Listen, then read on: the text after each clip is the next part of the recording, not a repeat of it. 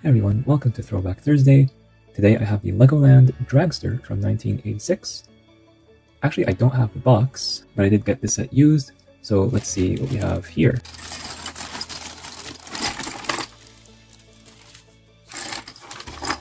So we have an incomplete instruction sheet. I know it's incomplete just because it's ripped apart. I will not look at the instructions on the other side. We have a bunch of pieces here. Let's start by having a look at the minifigure.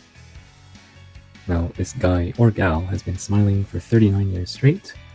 They look very happy to be here. Back then, the printing was a lot simpler. Only one print here on the torso, no printing on the legs, no printing on the sides or back whatsoever.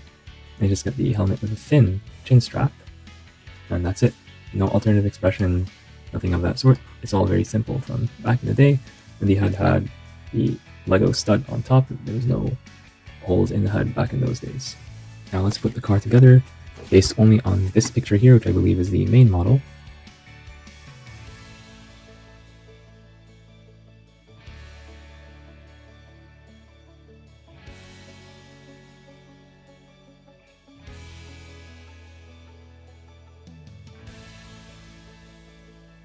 Alright, we're done with the build. At first I thought this would actually not roll because it's just it looks like this will hit the ground, but it actually has a very aggressive rake to it. So here's what it looks like if this was flat, but it's actually at an angle like this, which is very nice to see, especially from a Lego product back in those days. The build itself is very simple. As you can see here, there's not that much to it. Color scheme is very simple. There's one difference between this, and that's the tile here not being printed. This tile here should have been printed. It's not. Other than that, it's, I believe, identical to what we have here. Maybe one or two pieces are off, but that's the general idea. Again, the builds back in those days were a lot simpler. You put the figure in here and lean them back a little bit. And yeah, they can drive off into the sunset or into the next chapter of Legoland.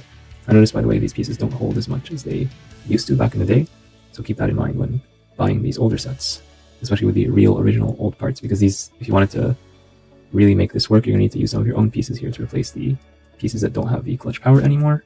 The build experience for this set, I basically put it together in front of you just a few minutes just by looking at this one picture.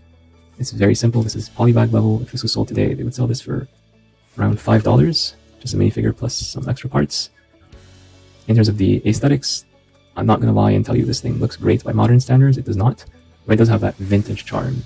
If you're into 1970s, 1980s, or early 1990s Lego, then you will appreciate the simplicity that this model provides.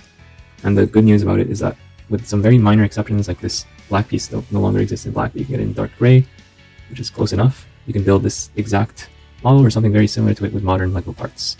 I will point out that the metal axles here are no longer available, but you can just find other pieces with wheels and tires that basically do the same thing.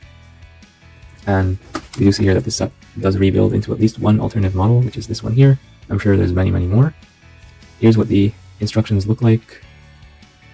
They're not complete, but the whole thing would fit on this page, just like with the space buggy that I reviewed previously, so check that video out if you haven't already. That's it for today. Make sure to like and subscribe, and I'll see you all in the next one. Bye bye.